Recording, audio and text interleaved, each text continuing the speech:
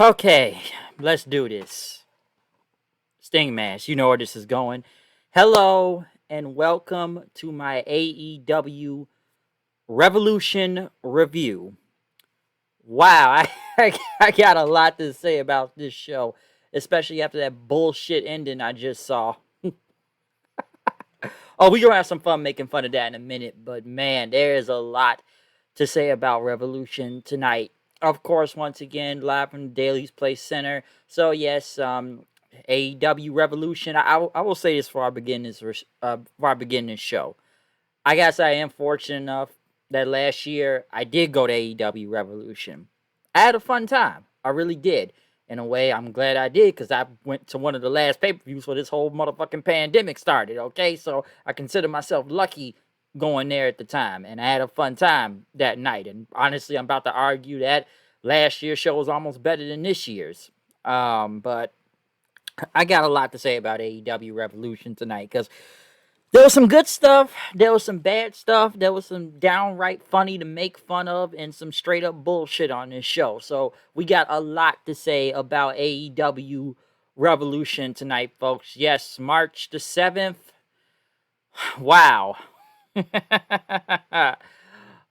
gonna have some fun. I wish my co-host would have been here to help review this show tonight. But he was contemplating on it, but he didn't want to do it. So I'm just coming in to do this review, okay? So let's kick this show off. And I did watch the pre-show, okay? So we kicked it off with a tag match.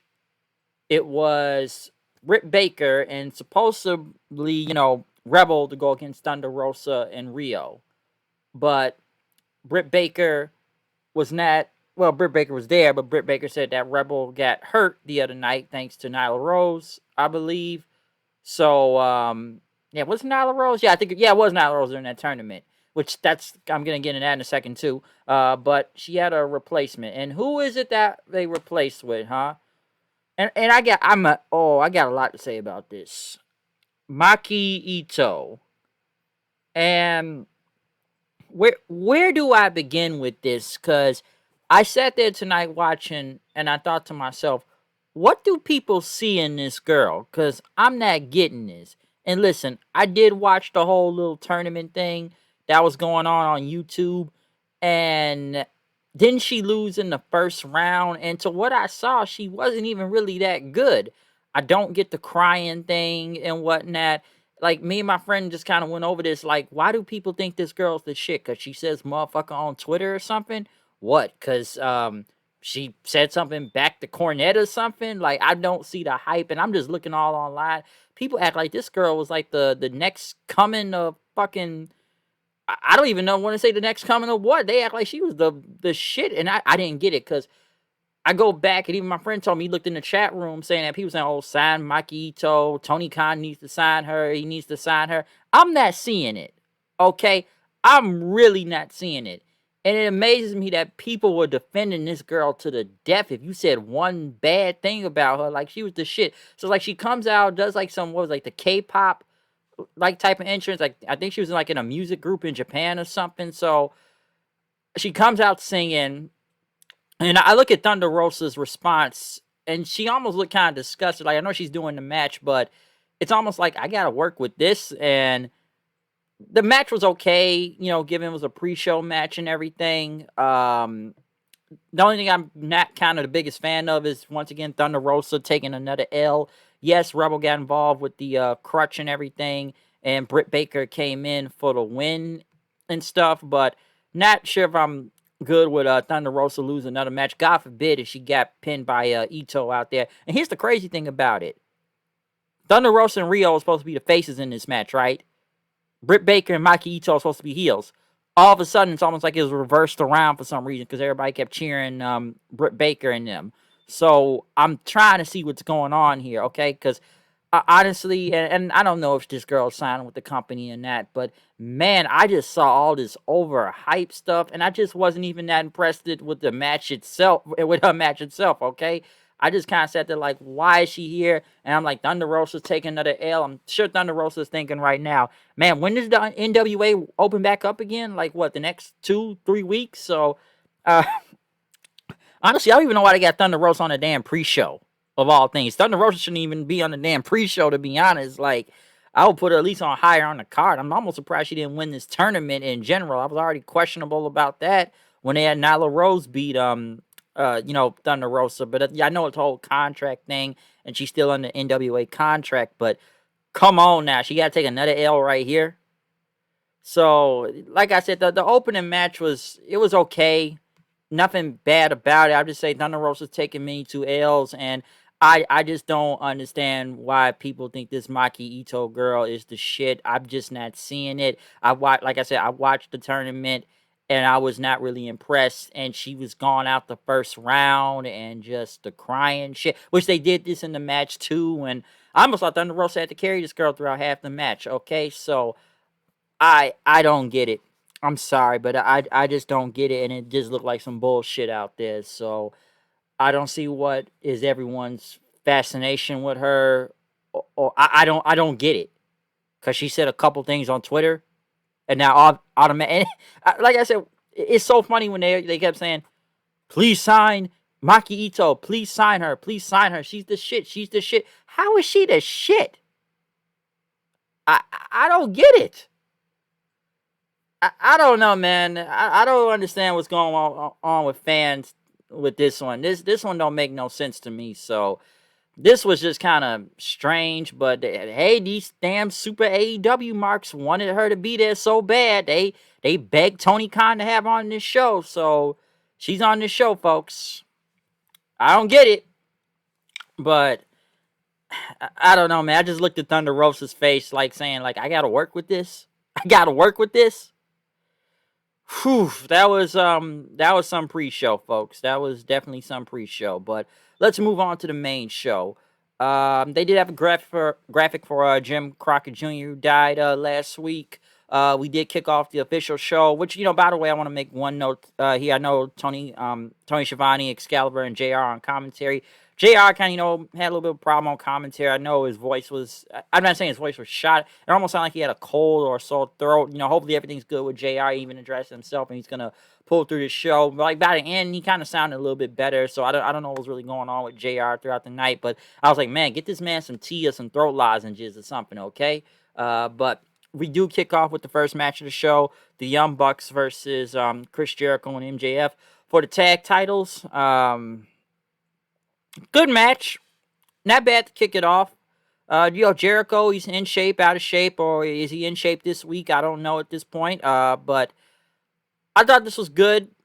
I'm sure a lot of people are going to go into the whole leg thigh slapping thing when it comes to Young Bucks. I've been hearing that a lot lately. But come on, they killed the super kick here, folks. But like I said, not a bad match. I kind of found it funny when MJF kept telling what was it? I think it was Matt Jackson, or he kept telling him to suck it. And they said, who's he channeling? He's trying to channel his inner DX and whatnot. I know Wardlow got involved, and Jericho hit Matt Jackson with a baseball bat, which I'm surprised the match wasn't even done there, because MJF hit the heat seeker through the ropes and whatnot. I'm surprised it wasn't over after that. Come on, he got hit with a baseball bat, then a finisher. You'd think it would be over right there, but it wasn't. But the Bucks came back, and then, once again, knocking MJF out of the ring, just diving all over the place. Wardlow tried to come back, but Nick Jackson took him out. Jericho went for a lion salt, but he got double super kicked in. He got hit with a BTE trigger. MJF broke the pin. The Bucks super kicked the hell out of MJF several times. Jericho got hit by a couple super kicks, and then he got hit with a Meltzer driver for the win. So I'm almost surprised Jericho took the pinfall right here. I did like that code break in midair, though. But I'm not surprised that the Young Bucks really won this match. And again, after that horrible promo they cut the other night, talking about their dad, my dad this, my dad that. So I guess they had to get payback after the other night. But I wouldn't have been mad if Jericho and them won. I almost expected Sammy Guevara to come out and interfere, but we did not see him tonight, maybe through Twitter, but we didn't see him get involved. I thought he would have cost them the match, so we didn't see him. Next, though, after this, we had the Casino Tag Team Battle Royale. AEW really loves these Battle Royales a lot. To see who get a shot at the tag titles. First participants were the Natural Nightmares, Dustin Rhodes and QT Marshall. And who was the second team out there? Yeah, the Dark Order 5 and 10. Every 2 members come out every 90 seconds. LAX was out next, or Proud and Powerful. They were there. Who else was next after that? I'm trying to see who get all eliminated and whatnot. Matt Sydal and Mike Sydal, the Sydal brothers, were in. Evil Uno and Stu Grayson, which I'm going to get into Evil Uno in the next couple minutes. 6, the Gun Club, Austin and Colton Gunn. I almost thought it was going to be Billy Gunn. Suck It. Which they're pretty good. I like the Gun Club. They're not bad. I just would have thought Billy would have been out there too. Next, who was eliminated? I think the Sydal brothers got eliminated. LAX took him out. 7 was Peter Avalon and Cesar Bonnie, I believe. So they were in it. The Varsity Blondes, Brian Pillman Jr. and Griff Garrison. I think the Gun Brothers took out the librarian there, Peter Avalon, and the Cesar dude. Marshall ended up knocking both the Gun Club out, but Dustin Rhodes got mad of it. I guess they're in the Nightmare family. And then basically QT Marshall was like, fuck you. He said, fuck you, and he eliminated himself. Like, why'd you save them? So he left.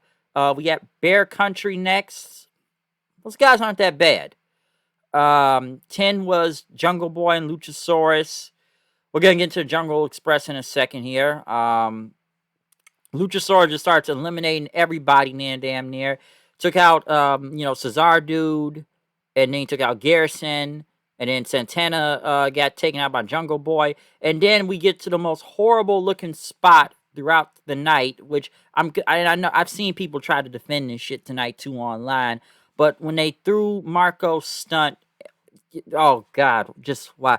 Marco's stunt and the fucking Evil Uno and this horrible looking Hurricane Rana, which it barely even touched Evil Uno, and this dude had to run to the other ring post and act like he fell to the ground, and that was some bullshit. Okay, it is 2 motherfuckers I don't like anyways. I don't even want to see Marco's stunt growth on my damn TV in general, let alone a pay-per-view. And I'm not the biggest fan of the Dark Order in general, and even especially with Evil Uno, but that was horrible. You can't defend that. Anybody that tries to defend that, you're a fucking moron. That was dumb. And trust me, I've heard the argument, well, WWE did it, or WWE. Well, this ain't the WWE right now, ain't it? Okay, this is AEW, yeah, and that shit looked really bad.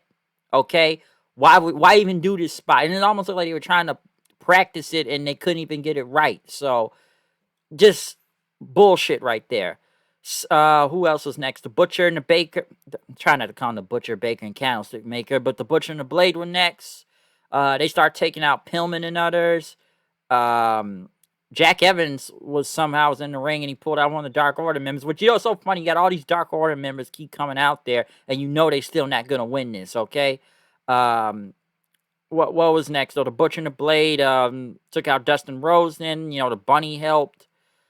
Private Party was next. I like their gear.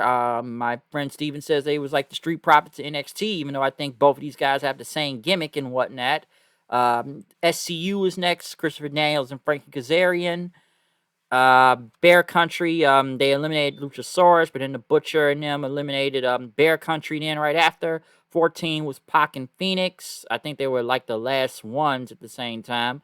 They ended up taking out the Blade and Mark Quinn. Oh, yeah, and the final ones were John Silver and Alex Reynolds. Like I say, you got all these Dark Order members out there, and they're still not going to win. Cassidy was gone in after. Now my stream started messing up a little right here, so I missed some of it. But I did see the final 4 with Jungle Boy, John Silver, Pac, and Phoenix, which was really good. I actually liked the ending of this match. This was probably the best part of it. Especially when it came to Jungle Boy and Phoenix. I thought that was great. John Silver is not bad. Despite this Dark Order gimmick, he has potential, okay? But I did like the ending of this. Phoenix took out Jungle Boy, and he ended up winning the match. So the obvious winners would have to be Pac and, Pac and Phoenix right here. So I'm glad they won the match, and I did like the ending between them and Jungle Boy, though. Like I said, the most horrible thing about this match was the Evil Uno Marco Stunt Growth spot. So that was like the most bullshit. Next, we have Paul White, Big Show, getting interviewed, saying, this whole Hall of Fame worthy person is going to be here tonight, since, him and Tony Khan been hyping it all over the weekend. We'll get to that in a second. DDP and Al Snow were in the crowd. AEW Women's Championship on the line. Hikaru Shita versus Rayo Mizunami.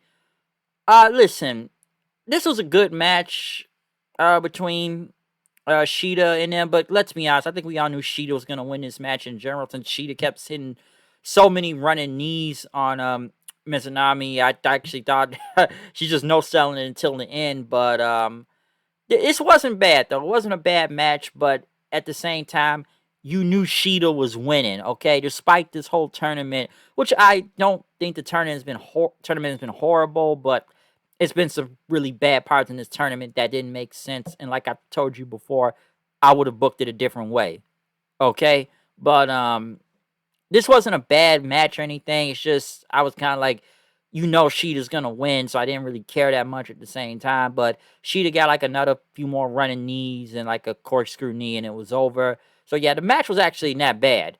Now, what happened after the match? This is downright more idiotic stuff. Nyla Rose and Vicky Guerrero come out, right? Start beating up Shita. Start beating up Mizunami.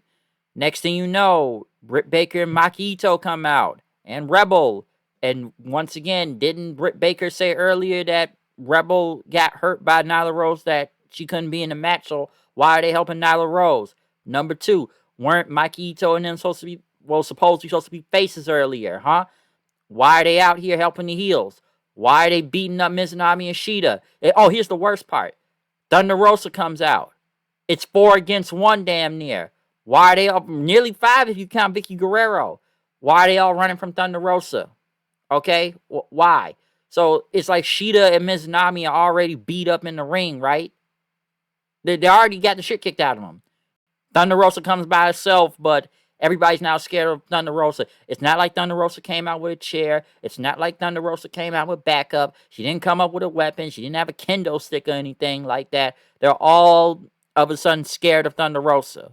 One person. And you got like what? You got one giant in the ring, 3 other people, by the way, too, that could have just easily jumped Thunder Rosa. Why did they all run? That made no sense. I question this women's division more and more at the same time, okay? I really question it. All right, so I don't. Sometime it's done. I don't know. This is Omega, Brandy Rhodes booking the women's division, so come on, you're not gonna get the best out of this. And this was another example right here. Like I said, the match wasn't that bad, but the post running and all that stuff, that made no sense. Next, Orange Cassidy and Chuck Taylor went against Miro and Kip Sabian. I couldn't have given a fuck about this match. Here's a question here. Why is this match on pay-per-view? Why is this match on pay-per-view? Why? How did he even make the match? Why is this match so late in the show? Why did you put this like as the maybe first or second match? Then again, why didn't you put this on the pre-show? Why is this so late on the card? Why is this after a title match? I don't. What? Listen, the point is this. Miro and them won. Accolade. That's all you need to know. Chuck Taylor, I just don't even want to see Chuck Taylor in the ring. I've already said about Orange Cassidy before. He's an acquired taste to me. Miro, I just don't do. His booking has been horrible ever since he got to this company. And Kip Sabian, I just don't give a shit about. Okay, so I don't care about this match. Miro and them won. That's all you need to know. I hope this feud is over because it's been horrible since the beginning. Okay. What do we got next? The War Council, I guess, is going to be this Wednesday with Jericho in the Inner Circle. Could MJF be turning on him at this point? I don't know. We get some Civil War in the Inner Circle next. I don't know. We'll see. Hangman Page went against Matt Hardy in a money match, which this was not bad. It was kind of like those middle in the card matches and whatnot. It was okay. I didn't hate it or anything. Whoever wins gets this big amount of money from whoever's contract and whatnot. Now, yes, Private Party did come out and help Matt Hardy. Then all the Dark Order came out and helped Hangman Page, which they caught Hangman from falling off the apron. And then Hangman hit the buckshot lariat on Matt Hardy for the win. He celebrated with the other Dark Order members and drank a beer they gave him after that. I'm going to assume Hangman is the leader of this group now. I'm not the biggest fan of Hangman even being with this whole Dark Order thing to begin with. I do believe in the way they have dropped the ball with him. A lot of people have said this guy should be a big star in the company at this point, which they were on their way to. but then they kind of got him hanging around with them. I'm glad he got the win, which he needed in a way, but why does he need to be hanging out with these guys? Okay, because I know they're not even heels anymore. They're just kind of like almost like a goofball team when you think about it, because they were this dark, brooding type of group, which still was not over. But and my camera fell. Well, that's some type of fall right there. But now their faces. Well, I know they're given the death of Brody Lee and whatnot, so they're just kind of like goofball faces now when you think about it. We'll see where this goes, but I feel like they should have Hangman doing something a little bit more important than this. Next, we got the ladder match for the gold ring, and I'm sure you've heard so many Sonic the Hedgehog jokes tonight, given that it literally looks like a warp ring from Sonic the Hedgehog, or it looks like a life preserver. I know they call it the brass ring. Of course, it's got to take a shot at Vince McMahon, so let's make it an actual brass ring, but it looks like something I would see out of Sonic the Hedgehog, and all I can think to myself while watching, I thought this about my head. Sonic Heroes, Sonic Heroes. I should go play some Sonic Adventure right now on Sega Dreamcast now that I think about it. That makes me want to go play a Sonic game. And listen, I'm a big Sonic fan, okay? I played a lot of those games. Still do, but that's all I could really think of, and I'm sure it was like 1,000 Sonic the Hedgehog jokes tonight. Max Caster was out first, of course, rapping about, which he had some good bars. I'll give him that, talking about Dr. Seuss and the whole Space Jam controversy and Andrew Cuomo, the whole New York thing that's going on with the governor and whatnot. Good shots. Lance Archer, Cody Rhodes, Scorpio Sky, Pentagon Jr., and the Mystery Man. Who was the mystery person going to be in this match? All Ego Ethan Page. So I figured Ethan Page was going to be in this company at this point. The last time we saw Ethan Page was when he was murdered by the Karate Man on Impact on Hard to Kill. I think he wasn't the biggest fan because I think he had it in a different way. Honestly, I wish they wouldn't have done that. I would have loved to see the North come into AEW and had some match with the Revival, but obviously we're not going to get that. If you wanted to do like I said, if you had this whole partnership thing going on, you could have had like a little bit of a war between Impact and AEW. You could have had the North and the Revival, but no. So I'm not really surprised Ethan Page is here, but it is a good pickup that they got him. No, I like Ethan Page. But since this was for the brass ring and whatnot, which in one other joke I like to say was pretty funny is too. Ethan Page didn't really go nowhere because Impact's working with AEW, so he didn't really go nowhere that far, okay? It's kind of funny. But this was a good ladder match. I enjoyed it. I know that Boombox got involved, and what was it? And Jack Evans tried to get involved, and I think the Dark Order stopped them during this match. I liked a few good spots. I know Pentagon hit like a Canadian Destroyer on the Cody on the ladders, which they had to take him out of the match for several minutes then to check his neck and whatnot. Ethan Page, which I enjoyed him, like he had a power bomb through like one of the ladders then. Pretty brutal. Archer, I know he tried to climb up the ladder, but he got hit by a backside by Pentagon then right after. At one point, Cody then came back, hitting people with his belt and, trying to climb up the ladder, but it still did not work. After that, trainers had checked on him for several minutes, almost like he was going to run back out here and win this damn match in general.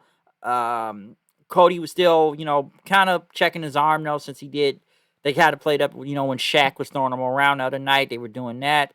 Archer, still trying to climb the ladder. Ethan Page stopping him then. He ended up blowing him after that. Jake Roberts got in the ring. He had a clothesline. I thought he was going to hit his DDT, but after that, Pentagon kicked him in. Cody ended up hitting like a big springboard onto Pentagon with a cutter and whatnot. Pentagon came in, went back to Cody's left arm, hit him with a chair then right after. And Scorpio Sky ended up knocking him off the ladder since Pentagon tried to get up there. Cody ended up climbing up the ladder with Scorpio Sky. Scorpio Sky ended up knocking Cody off the ladder, focusing on his arm. So Scorpio Sky, he ended up knocking Cody down, and he got the brass ring. So I'm glad Scorpio Sky won, because finally we can get that damn Scorpio Sky push I've been talking about for the longest. Finally, because it made no sense that this guy disappeared off TV for I don't even know how long, and now he just showed back up all of a sudden. So I really hope they're doing something with Scorpio Sky. This was a shot for the TNT title, so he will get a shot for that belt this Wednesday on Dynamite, okay? But yeah, I'm glad Scorpio Sky. I think this was the right man to go over here because I've been waiting on that push for the longest, okay? But good ladder match though. Cody, I don't know if he's legitimately hurt or not. I've heard that injury may be real, but I'm not really sure. But still, good ladder match, even though there was a lot of Sonic the Hedgehog jokes throughout the night. Next, the big reveal. The big Hall of Fame worthy person that's coming to AEW. Who is it, huh? Who is this big star that they've been kind of hyping up? Who are they bringing into the company, huh? This Hall of Fame worthy person that Big Show's been talking about. So they had a podium out there, and honestly, I knew who it was right out as soon as the music hit. Because I know it's been rumors of who was going to be showing up. I've heard Kurt Angle. I've heard CM Punk. I've heard Rob Van Dam. I've heard Brock Lesnar. I've heard Batista.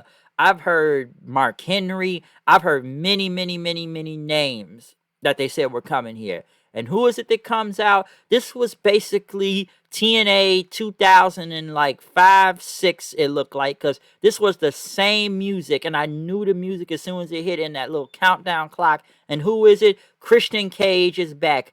And it's like they tried to remix his TNA music, but it literally sounded the same. And he had a t-shirt that said, "Outwork everyone." He came out, and he just showed the t-shirt. And yes, he did not even talk, and he just signed the contract, and he's now part of AEW. I know a lot of people weren't really happy with that, and they felt it was like a letdown. Given that Big Show and Tony Khan overhyped the hell out of it, this was gonna be like people act like this is gonna be Stone Cold Steve Austin coming in here or something. Like it was this big, huge name that was gonna be coming in AEW and whatnot. But and it was just Christian, so a lot of people were really disappointed, or they felt like Christian was a non-factor. And given that, it's kind of funny that people are shitting on Christian right now after we just saw this guy in the Royal Rumble about literally like over a month ago, and people were praising the hell out of him. I'm almost surprised he's still not with WWE. If we could thank Randy Orton for this too, when you kind of think about it, it's kind of funny. Randy Orton beat the shit out of Big Show, Matt Hardy, and Christian, and then he sent them all to AEW apparently. I think that's kind of funny, but I like Christian Cage. And yeah, I know some people look at him underrated, but this was literally like him. Like, go look at it when he first debuted in TNA. This is almost like a carbon copy of what happened. It literally, if you mirrored it, that's what it looks like, except he didn't talk right here, okay? Wait a minute. I know this music. This is Christian Cage's music. Countdown and everything. And it's almost like they tried to tweak it, like I said before. They tried to remix it, but it's the same music. So I could see why people were kind of let down by this, but I like Christian. I've liked Christian for a long time, so I'm not mad at it. Christian is a big name. In my opinion, he is. So I'm glad he's there, even though I thought he would have done something with Edge, before WrestleMania, but he had his moment at the Royal Rumble, and I guess him and WWE didn't come to terms, and he probably wanted to wrestle on the show, so I'm sure he'll get a chance to wrestle here now in AEW. So is this gonna? Because the minute he came out, I was like, "What's Christian Cage?" Not the Impact Zone, folks. What's Christian Cage doing in the Daily Place Zone? What's Christian Cage doing in the Daily Place Zone, folks? So yeah, literally, just look at his debut in TNA and look at this debut tonight. Literally the same freaking thing. Okay, literally the same thing. So yeah, folks, Christian is here. Christian Cage is here in AEW. So, seen a lot of disappointment, but I fucks with Christian, so I'm cool with it, though. Even though they overhyped the hell out of this, it kind of came off anticlimactic. Next, Sting and Darby Allin versus Brian Cage and Ricky Starks in a street fight match. A cinematic match, I should say. Taz was on commentary, so we had commentary throughout this match, too. But there was two things I didn't like about this match.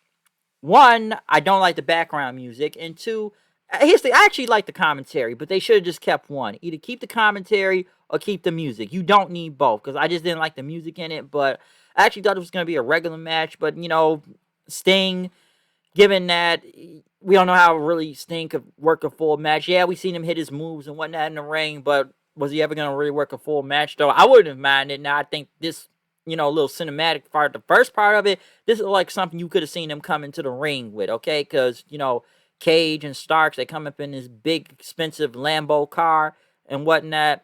And then, everything goes black and white, and Sting and Darby's on a skateboard, Sting's driving a truck, and his music is playing, and he grabs onto the back of the truck then, and then, Darby and Sting enter this warehouse building, and everybody's wearing Sting masks and hoods and whatnot, and, they all go to this building, and they all get in the ring. Well, Sting and Darby get in, there's a referee there, and the match starts. All four of these guys start fighting each other. Cage and Darby Allin go fight somewhere else. Sting's beating up Starks, hitting him with the Stinger Splash and whatnot. Cage is picking up Darby Allin, throwing him through some doors and whatnot. Taz, I already talked about the commentary, but, Sting, he's still beating up Starks in the ring. He ended up taking off his jacket later. Got the baseball bat then, and, he threw it at Starks, and he disappeared at one point.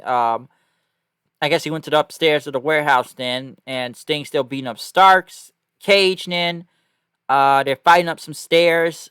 Cage picked up Darby Allin and lifted him almost up the stairs about a way too. Which I guess he was still beating up Allin, and Cage about to hit him with some weapon, but he hit Starks with it. Darby put Cage into like a sleeper then. Cage and Sting start fighting right after that.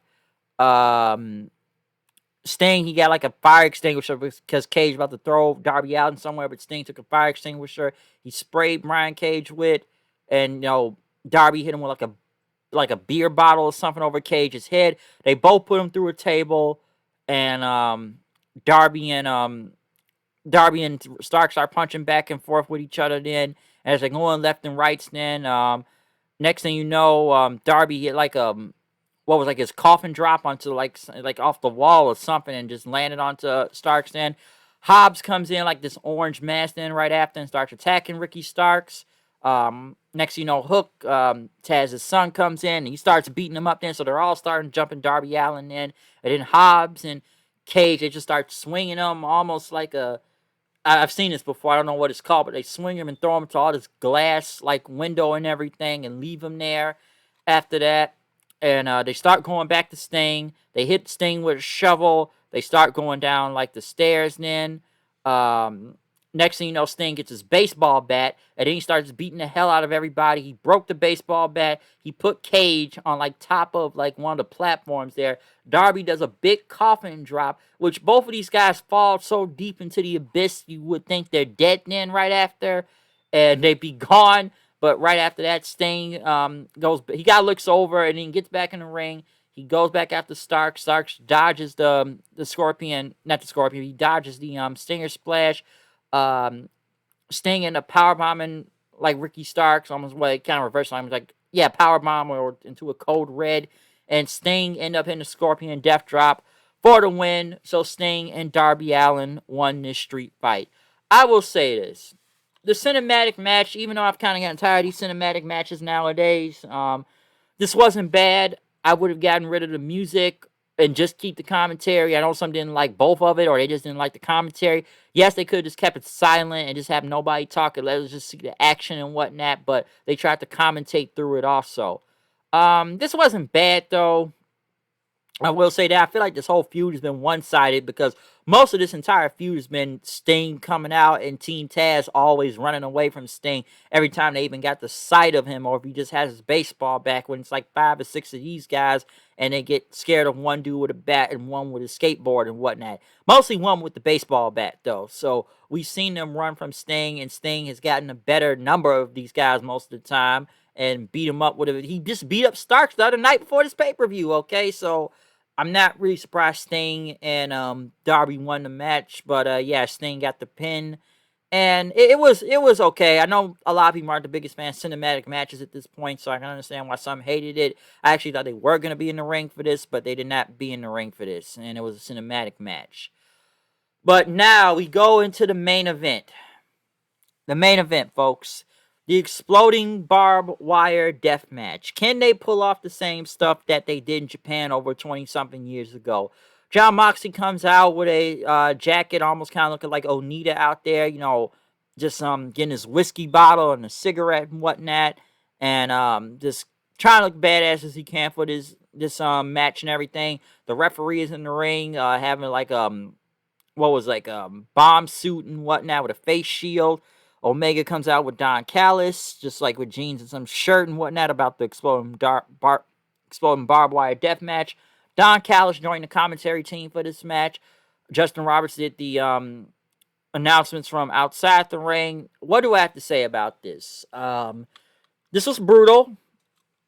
I think it was good. It was brutal, though. I didn't think it was great. Both guys trying not to get hit the wires, because, if you hit the wires, they start exploding then. Both brawled with each other. At one point, they got to the outside of the ring, which, Mox, he took like a barbed wire, like big barbed wire, like bat or something. He hit Omega with it, which he hit him with a kendo stick right after. They got back in the ring. Omega threw some powder into Moxley and tried to hit him with the bat. It didn't work, but he knocked Moxley into the ropes, which it exploded then. Omega tried to cover him, but it did not work. Moxley kicked out. Omega started beating him with a kendo stick several times, but next thing he hit him like a trash can then right after that. He started trying to throw Moxley back into the ropes then, but it did not work. I know he tried to choke him out with the kendo stick then. After that, Moxley started bleeding from his head then. A lot of blood.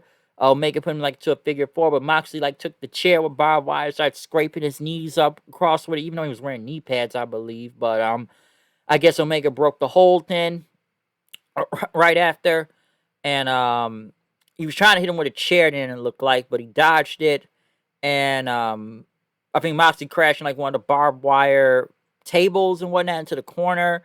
Omega tried to do another figure four, but it did not work.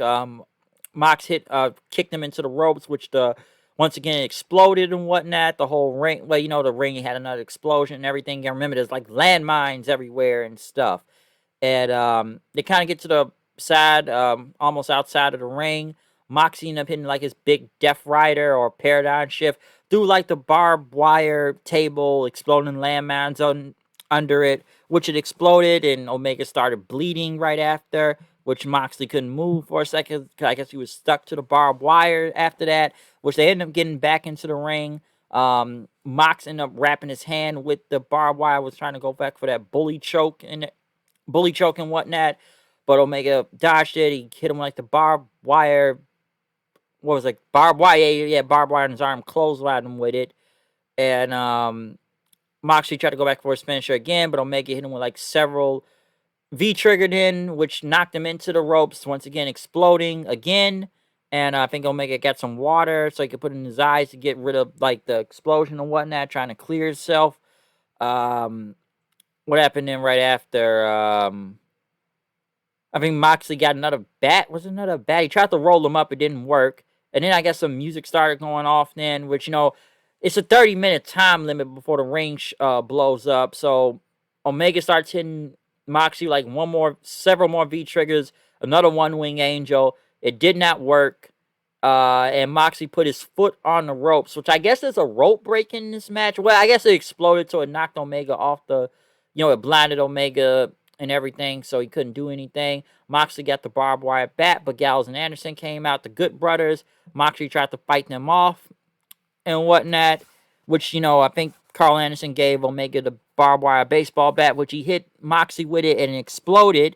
And Moxley still kicked out at 2. I'm surprised it wasn't over after that. So right after, they got a chair in the ring, and then next the Gallows and Anderson ended up picking up Moxley, and they helped Omega hit the one-wing angel for the win, and Moxley, not Moxley, but Omega still retained the title, which I kind of figured he would do. And then after they start beating the hell out of John Moxley, they start handcuffing him, and I'm wondering, okay, there's still time before this whole explosion goes off, and nobody comes to save him. And as it gets down to 1 minute, they all leave. Eddie Kingston and crew come out. Eddie Kingston, I guess he gets in the ring. He's going to save John Moxley. And then next thing you know, he covers himself on Moxley. And then we get this weak ass bullshit fucking pyro, which I don't even want to say was pyro. It was sparklers, okay? Which the ring didn't even explode.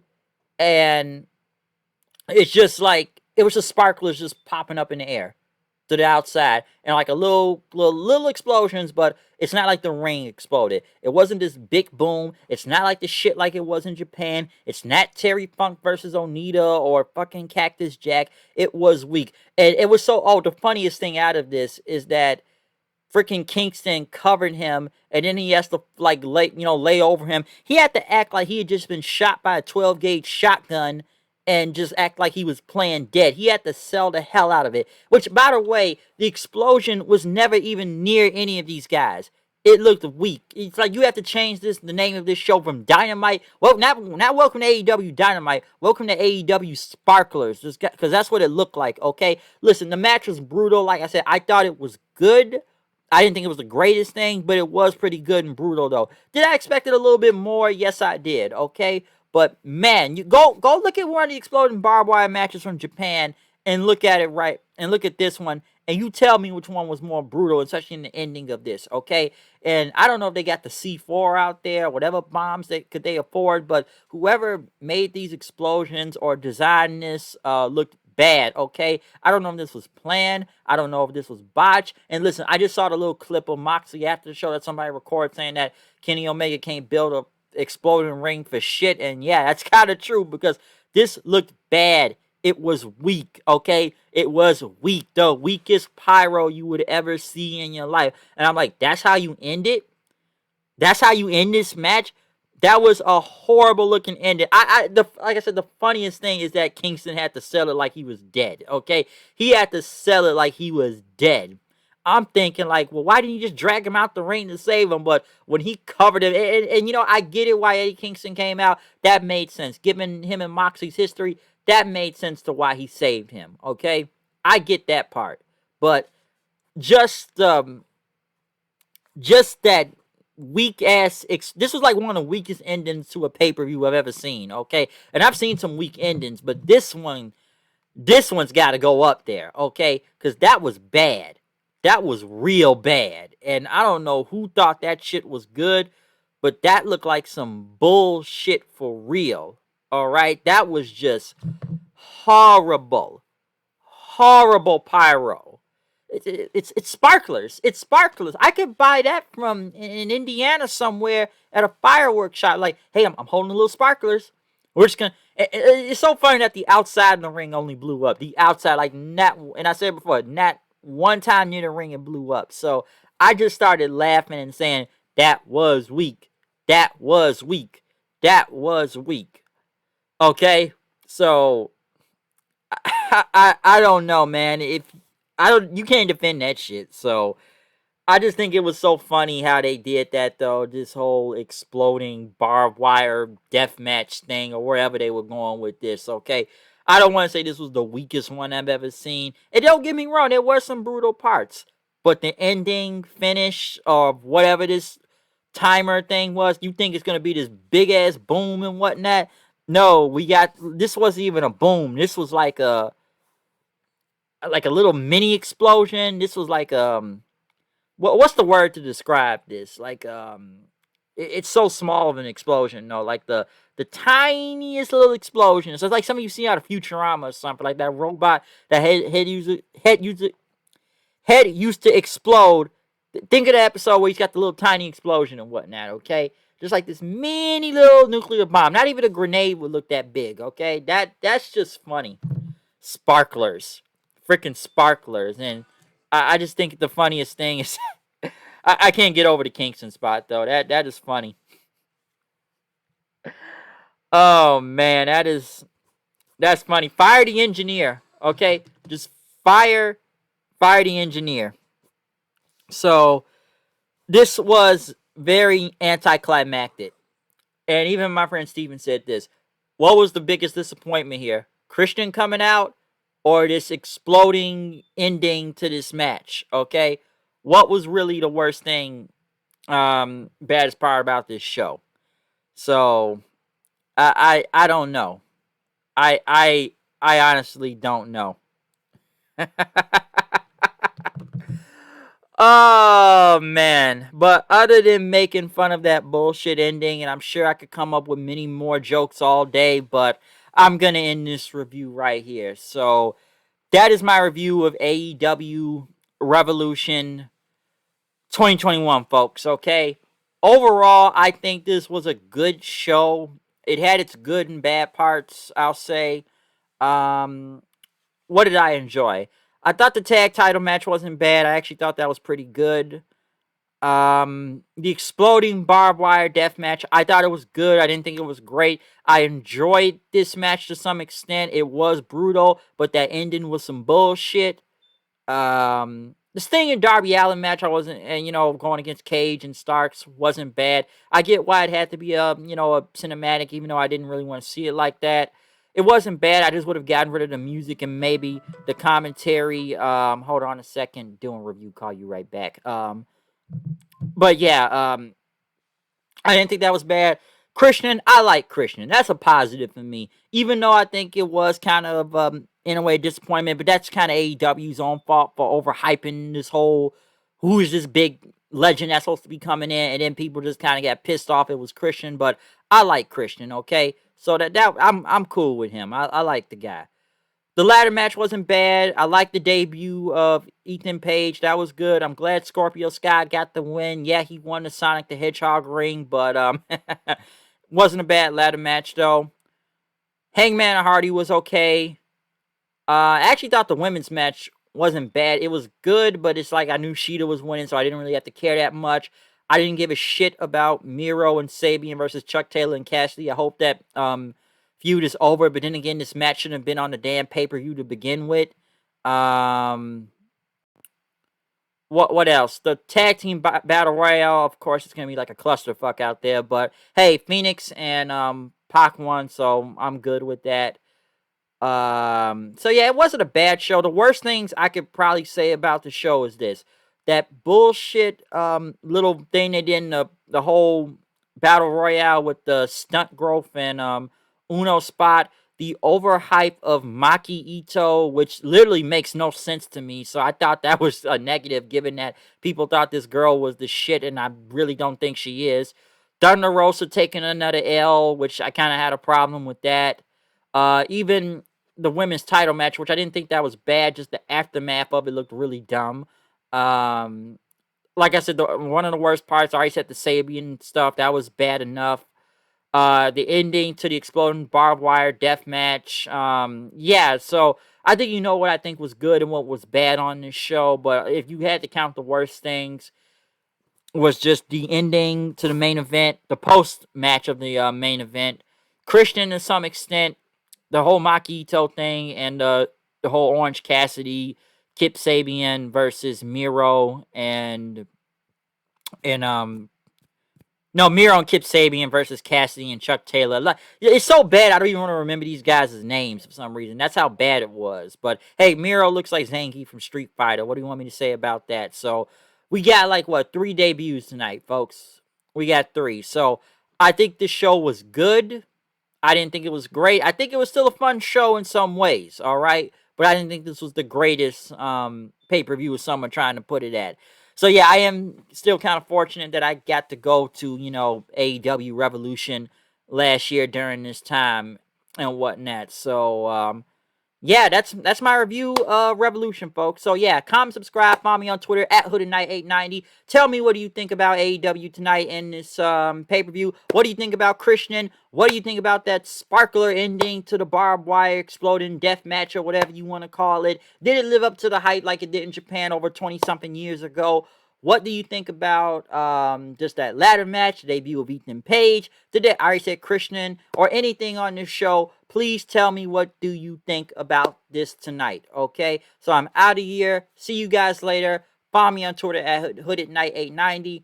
I'm out. Peace. See you tomorrow night for Monday Night Raw. I will say one last thing. I'm surprised this pay-per-view was on a Sunday and not Saturday like AEW usually does. So, and Double or Nothing is supposed to be on Sunday also. So, yeah, I'm surprised it was on Sunday. But other than that, I'm out. Peace out. See y'all later.